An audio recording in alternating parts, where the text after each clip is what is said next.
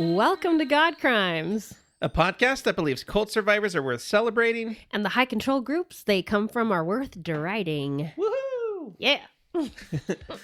So, on The Office, there's a time when Michael Scott, he just shouts, "Sex!" Sex! Now that I have your attention, let me turn things over to whoever. Perfect. Yeah.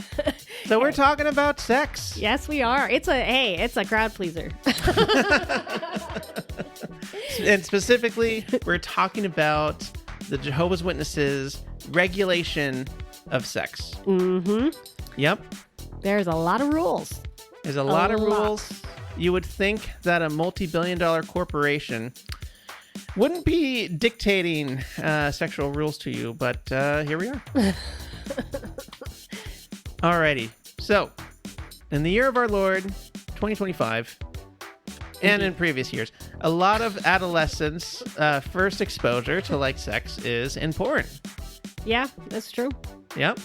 And definitely the case for both you and I, as it happens. But in very different ways. Very different ways and structures, and with things that were permissible and things that were not permissible. Yeah. Yeah, ultimately. But yeah, I thought it would be worth it just to talk about the concept of porn and how it interacts with the JWs. Totally. The Jehovah's Witnesses. Yeah. It's such a taboo topic too. It's weird. Even as in regular society, I feel like you're not supposed to talk about it. You know what I mean? I just think it's such a, we all, if we're going to do it, which none of us want to admit that we're ever looking at it. But if we do, it's on incognito browsers and, and then there's all this legislation being passed to try to block it from this or that. And anyway, I rolled my eyes. I know. Yes. We're very sex positive here at God Crimes, and we definitely believe in ethical, consensual sexuality. And yeah, as long as it's consenting adults, then it's okay. Yeah, and there is a place for porn, it's up to each individual person, and then, if it plays any role in your relationship or whatever, it's up for people to make up their own minds. You absolute heathen, saying that it's okay. I was going to do a big U-turn there and be like, but it's so immoral. Oh no! I just sound like I'm falling off a cliff. Well, that's your soul. Leaving your body. my soul is in rough shape. It really as far as the Jehovah's Witnesses are concerned. Hey, I'm right there with you, honey. But yeah, so as you might imagine, of course, with a group that has so much sexual control over its members, porn is a no-go. No. Totally not cool. Yep, it is not good. You will get in big trouble. You can get excommunicated for that. You can get absolutely. Okay, you can get excommunicated. That makes sense. Yeah, believe it or not. So like any good devout witness, when I was very, very young, I followed the rules vehemently, right? If that's the appropriate use of that word, and I did what I was supposed to, and I ratted myself out for committing the God crime of watching porn as an adolescent. How old were you when you first ratted yourself out, I guess? Okay, so of course, sex is shameful and dirty. Horrible. And just the worst thing in the world. Absolutely that terrible. God happened to create. And then, give sexual desires Make to enjoyable. adolescents that are not old enough to engage in them because they're not old enough to get married and all that shit. But anyway, no, of course, don't blame God. Yeah, so I was probably, I want to say 13 or 14. Yeah, the first time that I ran into, or I guess sought out and had any interaction with pornography. For sure. And yeah, like I remember my first exposure was I should say exposure, but like the first time that I like saw something was just like an image of a naked lady. This is in the early days of search engines, and so I was like, let's just give this a go. It was just I'm a curious adolescent kid. A slow loading dial-up picture of a naked lady. You know what? I'm gonna say yes. Dial-up was Probably. involved. The sound of dial-up internet was there, and then of course the like line by line, Yes. the like screen taking like Yep. I don't know 6 minutes to load or whatever. Like it's like That was part of the sexy Line. anticipation for line. all of us. Oh, we made it to the neck. Oh. Line, collarbone, line. This is taking forever. Okay. Shout out to all of our fellow millennials who were Shout out teenagers during millennials. that time period. Yes, you're all real ones. So, yeah, I was like, oh my god, that took so long for this picture to load. And this is unsanctioned. I'm not allowed to be doing this. Like, I could get in huge trouble or whatever. So, what choice did I have but to print out a picture? Yeah, dude. And so that feels so millennial core to print a picture of a naked woman out. It's like we have the internet, but we don't have good internet yet. Yep. So we're past and no like, mobile devices. This is Exactly. on like a CRT monitor, yeah, right? exactly. So like the only way to look at it later and in secrecy is if you print it. Yeah. And so, yeah, made the decision to do that. And then like, I had this like printed out piece of, 8.5 by 11 piece of paper that was like folded up 25 times or whatever to be like a little tiny sandwich of paper. That was, yeah. And, yeah, that thing, like in my mind, that was like I was handling plutonium. I was like, oh no, my parents are just going to be able to sense that I have this image, this illicit image. And yeah, like I felt so bad, of course, as a kid. It's so weird when you have like the insane pressure of like your biology and your curiosity. That's like I need to like, because at that age you begin to like feel feelings of sexuality and attraction. Yes. And so like you have this like immense like pressure to like discover.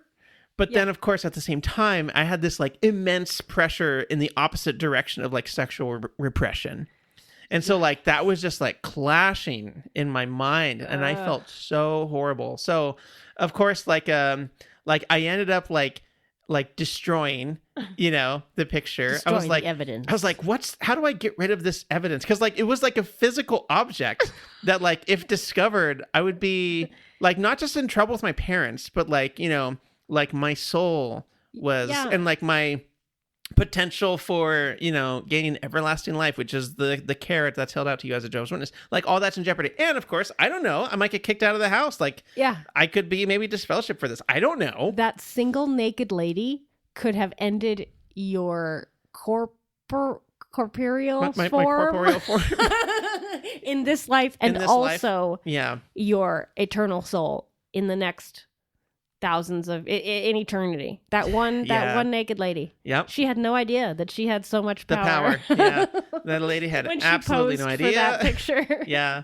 Oh my God. So, but yeah, so pretty hysterical. I think it's pretty typical for kids or whatever. But in terms of that happening, but it's not typical to feel that much shame and repression about it. I mean, like atypical. It's especially at 14. I mean, so just to make you feel a little bit better, like I discovered like videos at like 12 on the internet. It was like I was like a little too young, and I didn't fully understand like why I enjoyed it. It was like confusing, but yeah. That's kind of the age that you start to at least be curious about it. And like my mom freaking left a VHS porn tape in the TV, and I pressed play trying to watch like some kid thing. Oh. And there was just porn playing on my TV in my living room, and oh wow. So yeah, that was pretty embarrassing for me, but yeah. So probably a difference between you and I in growing up. And like, this is a very sad thing, right? And like to anyone that's like thinking about becoming a Jehovah's Witness and like submitting their kids to like this rule structure, like a possible result of that is like kind of what happened to me. So I felt so bad that I remember like learning like how bad like sex is, and like especially porn, how bad that is.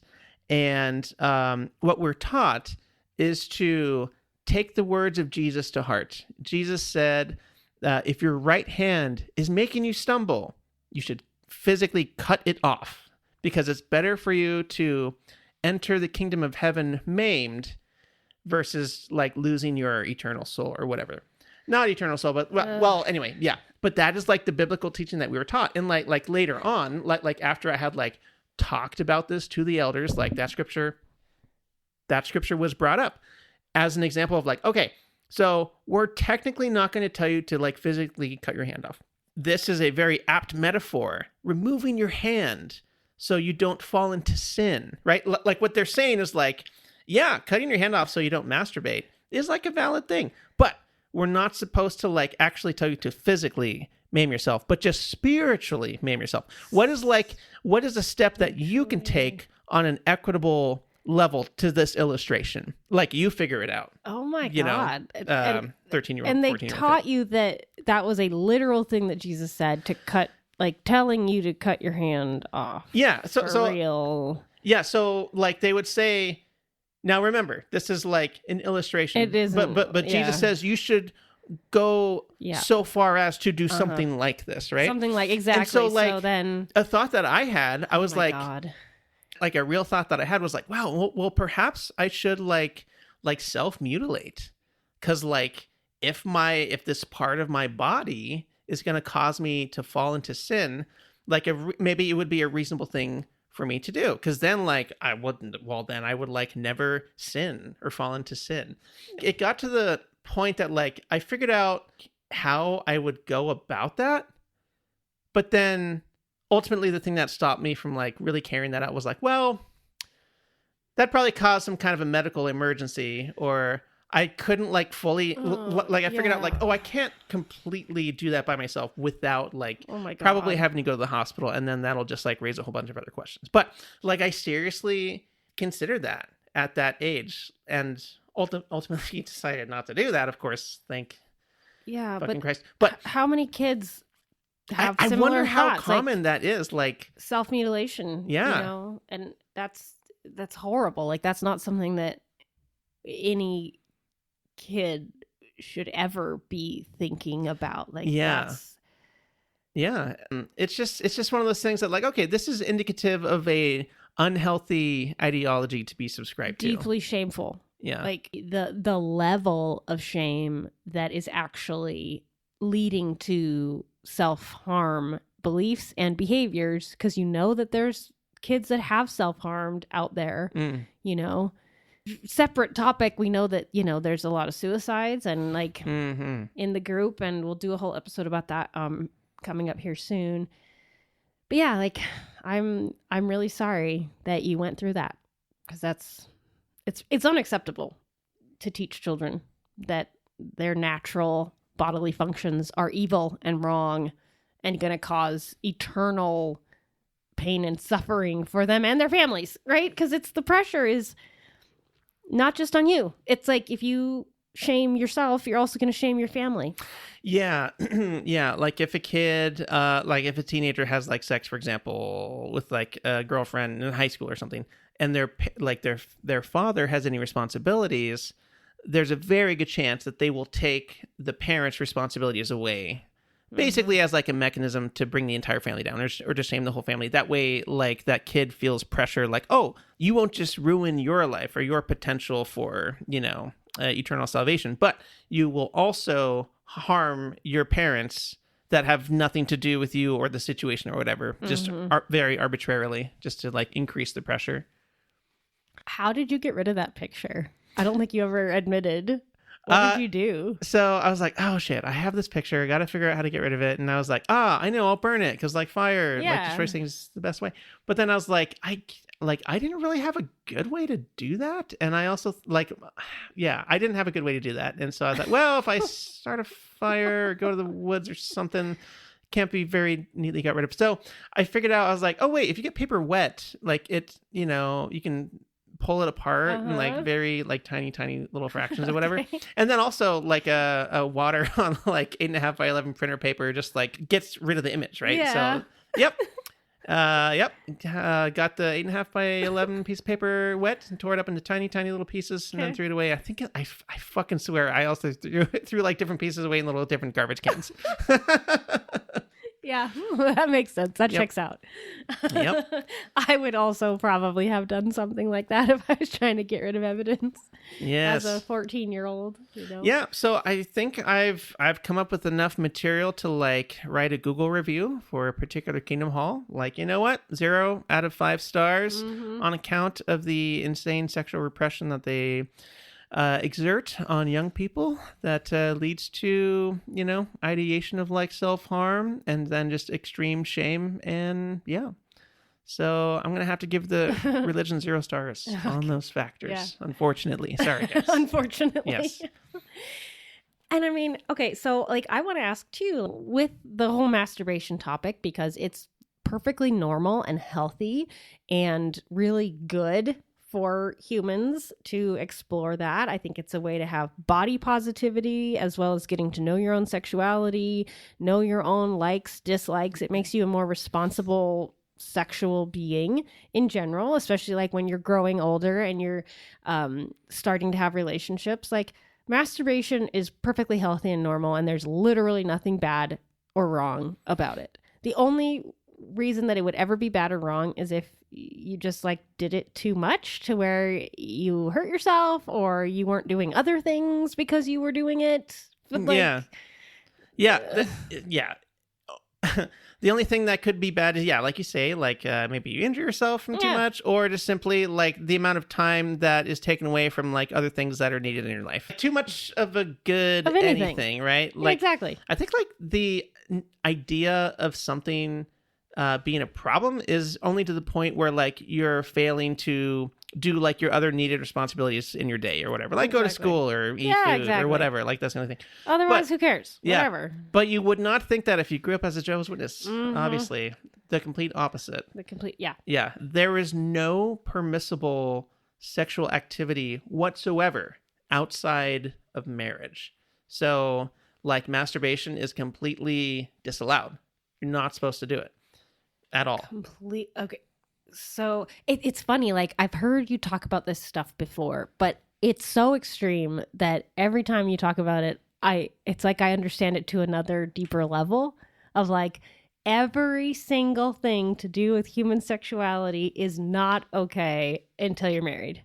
Exactly. Every single thing. Every single thing. Period. Yeah. And so like I think that what young kids figure out in their families is that, like I cannot talk about this to anyone.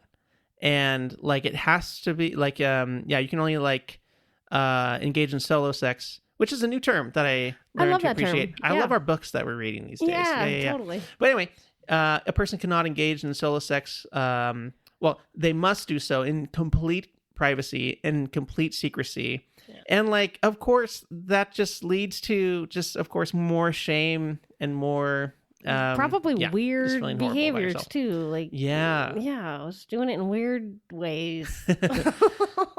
Yep.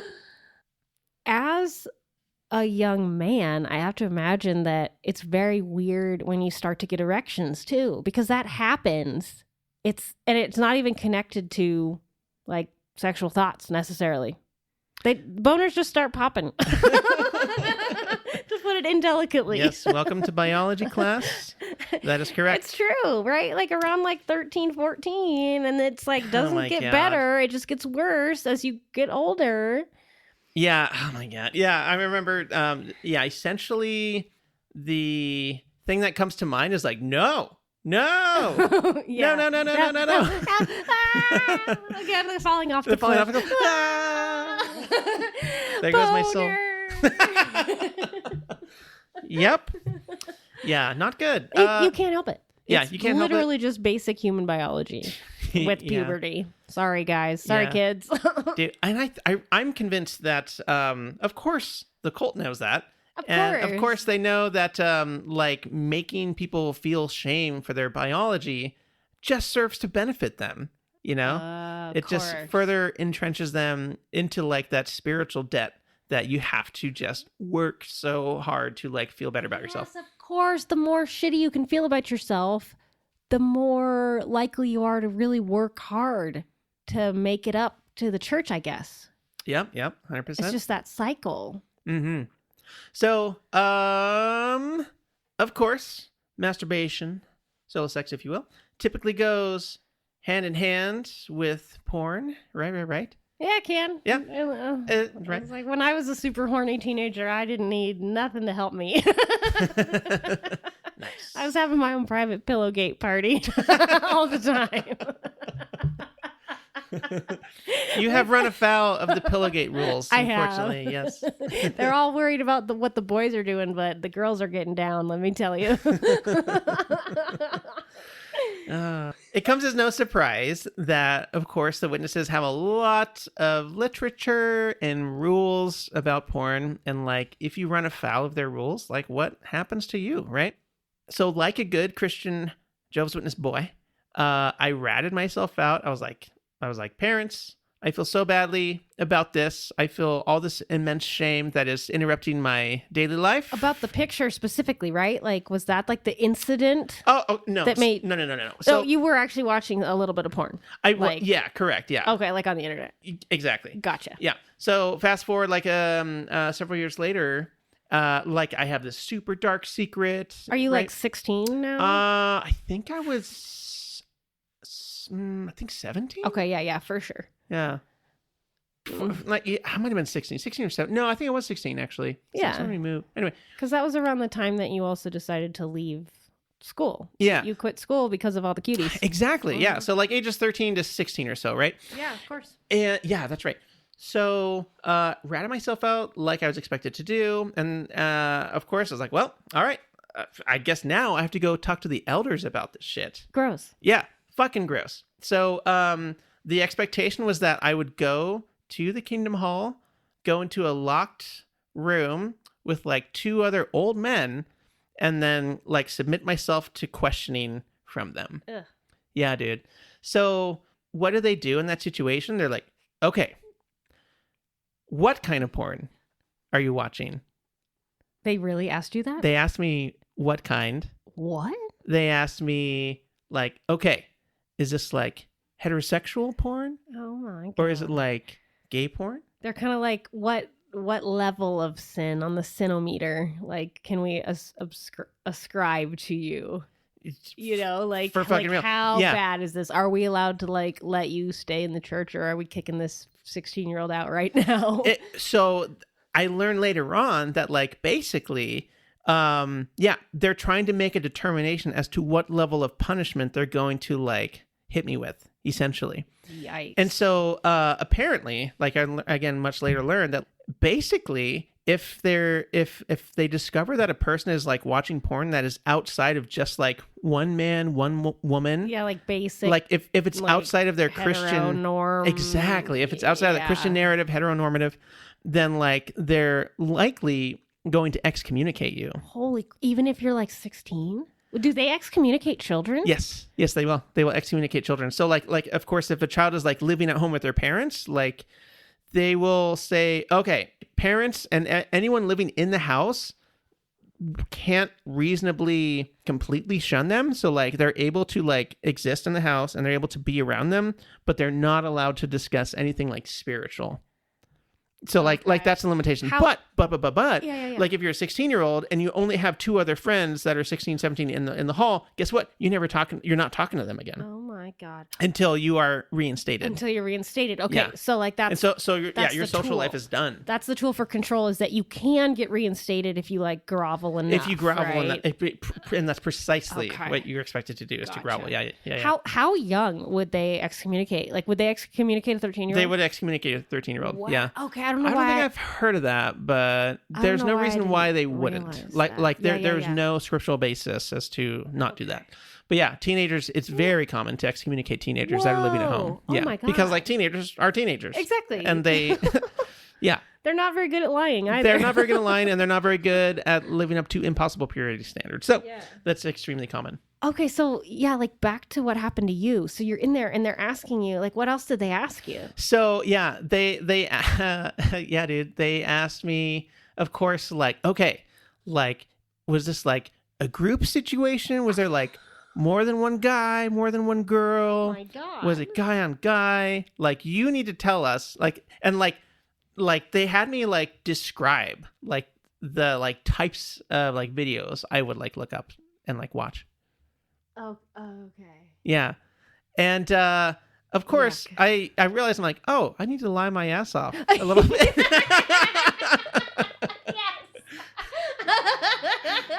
Yeah. And you're so, like, 2 girls on 1 guy would never. Ew, disgusting. Gross. Who would ever want that? What man would want to have an experience with 2 girls at the same time? Disgusting. Disgusting. You guys brought it up, not me. Yeah. Yeah. So I realized I'm like, oh, okay. It's like very important that like I answer in the affirmative. Yes. That, oh, no. Only the way that God wants. Yeah. You're like, Yeah. They were wearing all their clothes.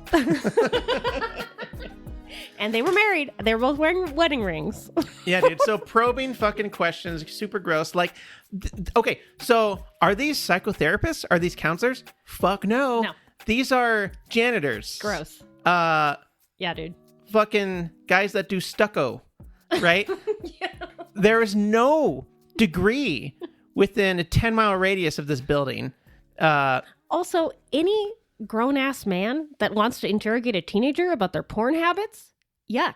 Creepy. Gross. Not a good person. Creepy as I'm fuck, just gonna not a put good that person. out there. Yeah. Definitely not a good human being. Yeah.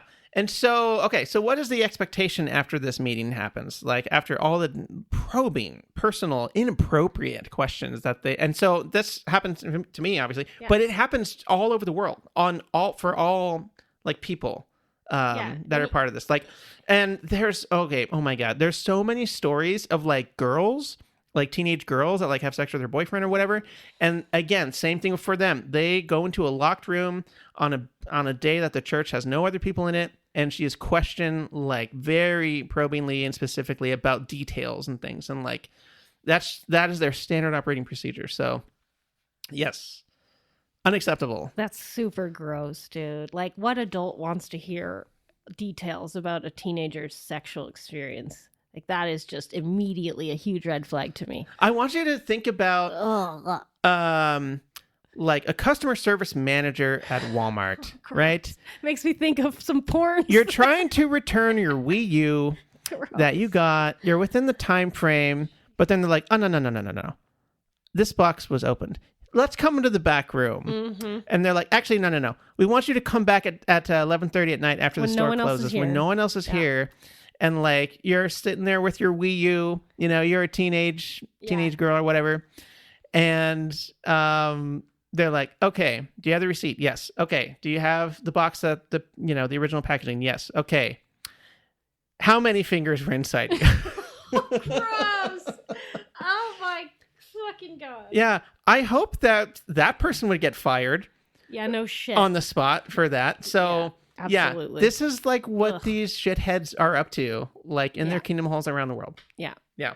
They are, actively abusing children. So. Yeah. So we do, on top of that, 100%. We do hope that, well, I was saying that is child abuse. That is child abuse. Yep. Correct. Asking probing questions in a locked room of an underage person about sex. No parents. Is no abuse. Fucking parents. And I'm not willing to say that it's not, because it is.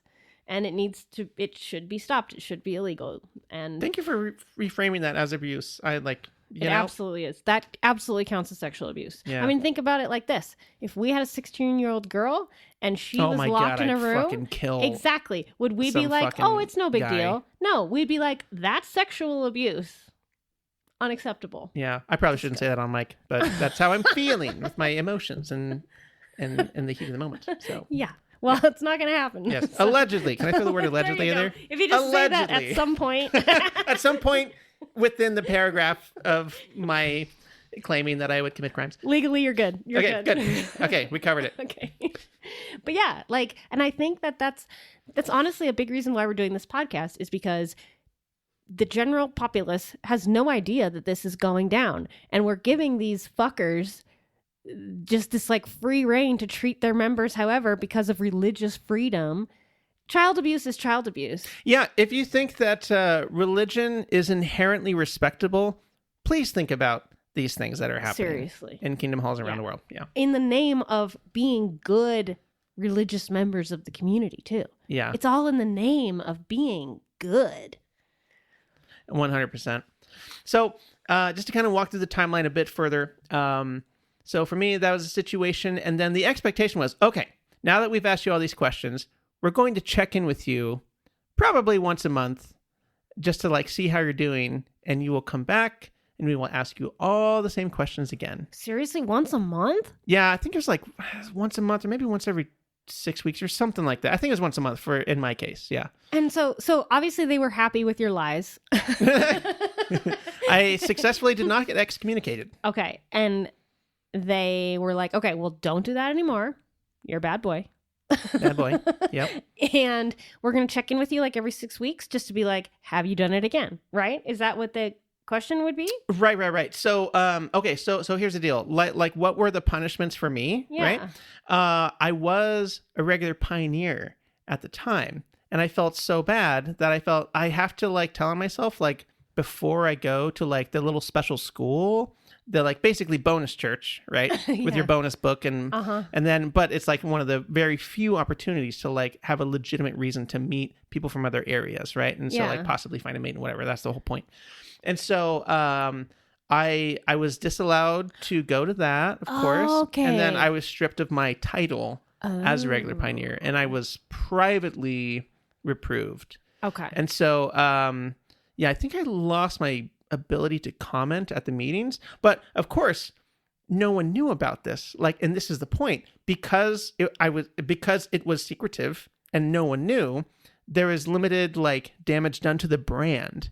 And so because of that, I got off pretty scot-free. Interesting. You kind of just like privately got a little slap on the wrist. Yeah, it was like pretty devastating at the time. And it was more than a slap on the wrist. Okay, But yeah, so like, and like relatively speaking, like when excommunication was on the table, I got off comparatively scot-free. Yeah, so you were, I mean, it sounds like you had a lot of privileges that you were working hard for taken away from you. Yeah, I had all my cult clout fucking stripped away from me, dude. Damn. Yeah. So that was like the relative time frame. And so what I learned was like, let's say that you want to chase more clout and you want to go to Bethel, which is go to the cult compound where you get the privilege of working for free by producing, sitting on like a machine line, printing Bibles and magazines all day. And Bethel is in New York? Bethel's in New York, yeah, in the United States. It's like a real place. It is a real place. The big cult compound all the kids.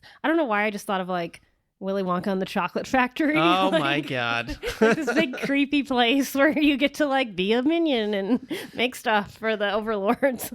You know what? The Oompa Loompas are free labor, I'm pretty sure. Yeah. Okay. That's a whole creepy thing there. Yeah. I don't really know what the story is, but you can tell something isn't right. Right. So I was training to be an Oompa Loompa, is what I'm saying. Gotcha. And like I was like, okay, I'm gonna get good with God, get on the right track, like regain my cult clout. I'm like doubling down in this horse shit, right? Okay. And so I was like, okay, I want to like work my way back up to doing stuff. And like, oh no. Well, you can't pioneer for I don't even know how long. Like I think it was like 6 months or something. Like I was disallowed to like, pioneer, like have the title, have the clout. Oh, but you could still go out and knock on doors and stuff, right? I was free to put in all the time and effort, but without the privilege and the prestige. Okay. Yeah. So kind of literally for nothing. Like even more for nothing than before. Yeah. Okay. Gotcha. Yeah. Super for nothing. And so what I learned too was like, they're like, okay, and if you ever want to go to Bethel or whatever, like you need to be 5 years clean. Like, so the clock reset 5 years from when I told on myself to be able to go to work for free at the cult compound. Yeah. I couldn't believe it. I was absolutely like devastated to learn that. I was like, fuck, like my life plan was just absolutely nuked in that moment. Oh my, because you told on yourself. Because I told on myself. 5 years? Which you think would count for something. Yeah, you fucking would. Yeah. Think that.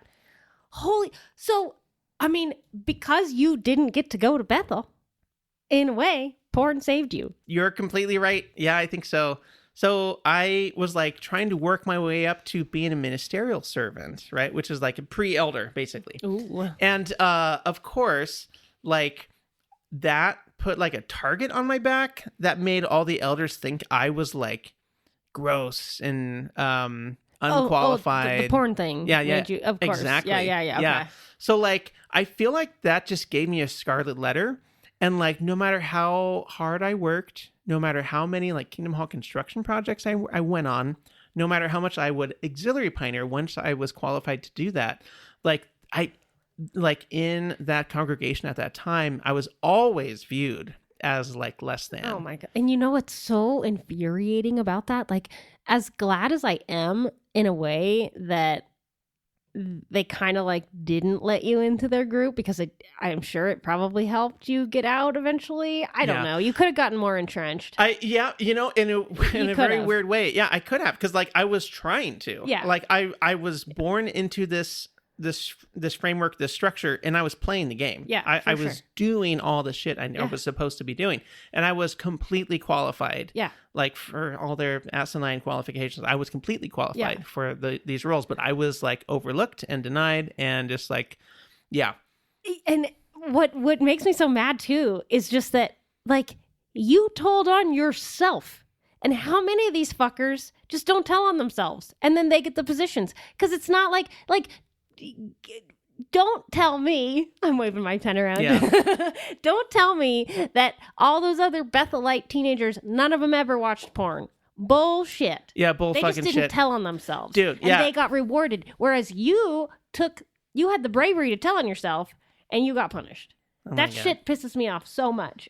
Yeah. I learned later that like that was the norm for like some extended Jehovah's Witness family. Like we learned later on that like, oh yeah, no, we handle that as internal family matters. There you go. Yeah, dude. Fucking horseshit. I was so mad. By the way, total horseshit. Yes, Ted in Butte, Montana, if you're listening, fuck you, buddy. Fuck you, Ted. So that kind of shit goes on all the time in these fucking groups, and it's one of the things that drives me nuts too. Is it's like they hold you by these standards and these rules, but you're supposed to know to not follow the rules in certain ways, so they don't get in trouble in certain ways, and it's all just this shit show, just manipulation upon manipulation, rat's nest of bullshit. And like, I think it's very admirable that you told on yourself. Like, you were trying to be a good God boy. Thank you. I was trying to be a good God boy. And you didn't know that you weren't supposed to. That was supposed to be an in-house thing. Yeah, I didn't know of that fucking loophole. Yeah. That like so many Jehovah's Witnesses were exploiting. Yeah, absolute bullshit. Bullshit. But I'm really glad you didn't go to Bethel, and I'm glad you didn't become like an elder or whatever, because I don't know. I just can only imagine. It seems like the kind of thing where the deeper in you go, the harder it is to get out, because yes, 100%. More sunk cost fallacy. Yes. You could have ended up marrying a completely different person that like convinced you to stay longer. Or anyways, so it's just one of those things where it's like, thank you, porn, for helping. Thank you, porn. Danny escape. Yeah. So I think that dovetails pretty nicely. You asked me earlier, like what is sexual immorality, right? Because I use cult terms that I grew up with, knowing them, and then I forget that like, oh yeah, like language has been weaponized and used against me. So like I grew up with terms that like mean something completely different than they do in like regular society. Absolutely. So like, basically sexual immorality is just anything that does not adhere to the very narrow definition of like sex is between a man and a woman after marriage. That's it. That's the only option. Yeah. So, I mean, there is so much that falls outside of that. Everything obviously. else. Literally everything else does, right? Yeah. All the perfectly natural, healthy human behaviors of sexuality. one of the reasons that I'd asked you about, like, what does sexual immorality mean to the J-dubs is because, like, you've mentioned that before, but I know that what they think of it, like you said, is like everything. Everything is sexually immoral, like, except for the most vanilla, and you're probably not even supposed to do it very many times a month. Like, let's be honest, like anything outside of that. And like, to me, sexual immorality is like, it's a serious thing. It's like pedophilia or like, I don't know, like, yeah, non-consensual acts. Like, that would be immoral, right? Like, yeah, doing something really terrible, like in that realm. But literally to them, you printing that picture of that naked woman, that was sexual immorality. And I do think it's an important, like, clarification that, and like you say, they weaponize language. And so, like, if as just a regular person outside of the group, if I hear that, I automatically think of actually truly immoral acts. And so, yeah, I just wanted to clarify. That's why I asked you. I was like, hold on, like, what are they talking about? And yeah, the answer is everything. The answer is everything. Yeah, it might be helpful to like get some specifics, right? So one example of like something that they would call sexual immorality that has no business being that in actuality, they say that women in car groups like really shouldn't talk to each other about sex. Mm-hmm. So like, of course, so much time is spent like in car groups, like in a car with, you know, 4 people total, yourself and, you know, up to 5 people or whatever, driving around, just bothering people on Saturdays, right? And so like so much of the religion is that, like in confined spaces with other cult members, right? Yeah. So like I've sat at meetings before where they said like, okay, ladies, you should not discuss sex in car groups. Like you shouldn't be talking about like what you're doing with your partner, what other people are doing. Like, it's just like a prohibition on it. Basically, you're not supposed to think or talk about sex at all. It's just something you're supposed to let happen every once in a while. Yeah, it's so interesting that married. It's like simultaneously allowed when you're married, and like you have like a hall pass. No, that's not the right phrase to use. But anyway, you have a pass to like be able to engage in sex, but like you shouldn't talk about it. And then there's still like shame around it. It's like still like the subject of sex is still tinged with shame, even though it is like an impermissible area. And like so not supposed to talk about it. And then God, I've heard it before that like in terms of like specific sex, like they've said before that like, you know, people like partners that engage in like anal sex or whatever, isn't that a little bit too close to gay sex? Wait, really? Like that's been like talked about at meetings? I swear to God, that happened at a meeting before. At a meeting? That I was like at. A group of people? Jesus fucking Christ. Oh my God. There's 7-year-olds in this audience right now. I mean, yeah, I've heard that in like a meeting before. Oh my, that is actually blowing my mind right now. Like this group that is so obsessed with sexual repression and sexual immorality. They can be very explicit and prescriptive in saying what you shouldn't do or what you shouldn't talk about at the very least. Like, yeah. And then literally of course Pillowgate, right? Talking about sex and talking about sex acts in a room with children in it. Yeah, dude. The people that are saying like, that's immoral, like talking about anal sex around children, pretty sure that's immoral. That's not okay. That's inappropriate. I would be very unhappy if my 7-year-old was being exposed to that by some strange man. Oh my God, are you kidding me? I swear to God that like we've had meetings where like they would discuss like, well, some young people in some other state thought that like anal sex was okay because it technically wasn't sex. Yeah.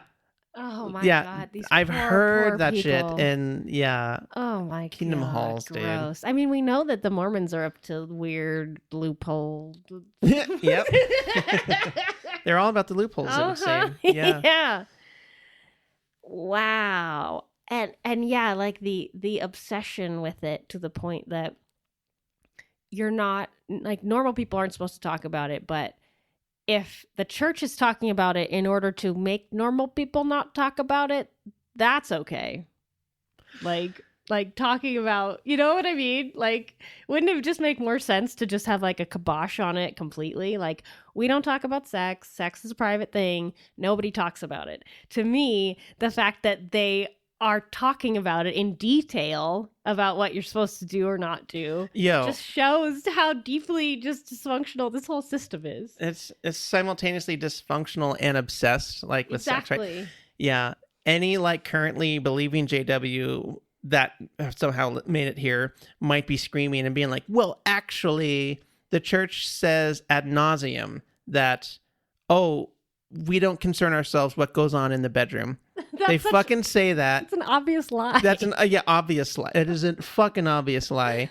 But yeah, like that has been repeated so many times. While I don't know, maybe like the very next week or whatever, we're having like a Watchtower article on pedophilia. You know? Oh my god. Yeah, dude. So like, Gross. it is hysterical that they claim, oh, we don't concern ourselves with what people do in the bedrooms. You know. Our direction stays out of the bedroom, but yeah, they have all these fucking rules. And then, of course, it's like the caveat is as long as you're straight and married, then you're allowed to do whatever. Exactly. Yeah. But so, I mean, that's really what they're saying is like, if you're straight and you're married, then we don't involve ourselves in the bedroom. Yes. Then we'll leave you alone. Yeah. Yeah. But like, okay, I'm super curious. Like, do they have opinions on like sex positions or like, I don't know, like oral sex or like getting kinky? Like, they would definitely say that, oh, well, we don't concern ourselves with what people do in their own bedrooms. That's the official party line, okay. Right? But like I think one will get opinions about anal sex being like just especially dirty because like that is like a homosexual act that men can do. Yeah. Yeah. So like I feel like that one's a no-no, or like at the very least it's like very discouraged, or like even more so not talked about. Like it's even more taboo for sure. And the other things are like kind of okay, like they don't really police it. Yeah, they don't really police like if you attain the impossible morality standard of like being married. Yeah. So we're married. But I have a feeling that we're still not meeting their standards. Yep, I will second that. 100% not meeting their standards, even though we are married. Yep. Technically. God approves of certain aspects of our relationship, I'm sure. But after talking about all of this good, sexy stuff, let me just ask you this. Is life better now that you are out of the group, or was it better to be controlled and repressed? I guess that's a loaded question. Ooh, this is a tough one. This is a real toughie. Yeah, take your time. Yeah. Of course, just the fact that I don't live under the massive stress. Oh, yeah, seriously. Of conforming to this impossible purity standard is the biggest thing. Like, my life is devoid of that stress. So, out of the gate, infinitely better. Just being away from that. And then, for the first time, of course, I want to say get in touch with myself or learn about myself. Yeah, learn about your own sexual identity more and have more of your own body positivity. Yeah. You never had an opportunity to explore that before. Yes, very true. Yeah. Body positivity, just becoming more comfortable just like with my own identity, like sexual identity, I suppose. Yeah. Because of course you're given a script when you're in the church of like, okay, if you're a boy, then you are, here's the script that you're going to live by. Yeah. And that's the only option. Yeah. And just to live in a world where sexuality is a spectrum, and there's all kinds of different types of people in different ways that people find like satisfaction. It's been nice just to check in with myself and be like, just to have the capability to inquire, honestly. Yeah. Has been really, really nice. Absolutely. And to recognize that it's not scary or horrible if you don't exist within the very narrow rule set that you're given. Yeah. Eliminating the taboo. Yeah. Has been a huge thing that has been very freeing. I would say I am just unapologetically happy now, specifically. Congratulations. It's true. I would say, again, human sexuality really is a crucial core component of who we are as adult humans. And I think that because we come from a very puritanical religious culture in general, it's still considered taboo. I mean, even like recording a podcast episode about sex, it's a little like, oh, risque. But that's also why it's important to talk about this, because it's a natural, healthy part of life, and it's an important part of life. And to deny it is to deny an important part of ourselves and our humanity. It turns out if you deny this aspect of your humanity, just like any other aspect, it makes you weird. It makes you kind of a weirdo.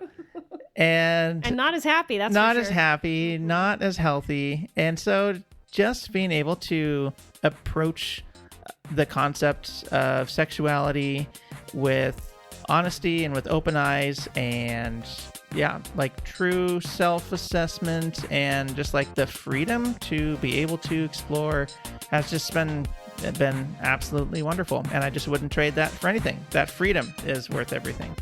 We here at God Crimes are all about human freedom, freedom of expression, freedom of identity. And again, as always, we want to say we celebrate and see anyone who has been on the path, who is on the path to reclaiming that because of a traumatic past or because of a past in a high control group. That's right. Keep on finding yourselves, keep on reclaiming yourselves, reclaiming your lives, most especially for any XJWs that are out there. Yep. We see you. We love you. Thanks for being here with us. Thanks for listening. Bye. Bye.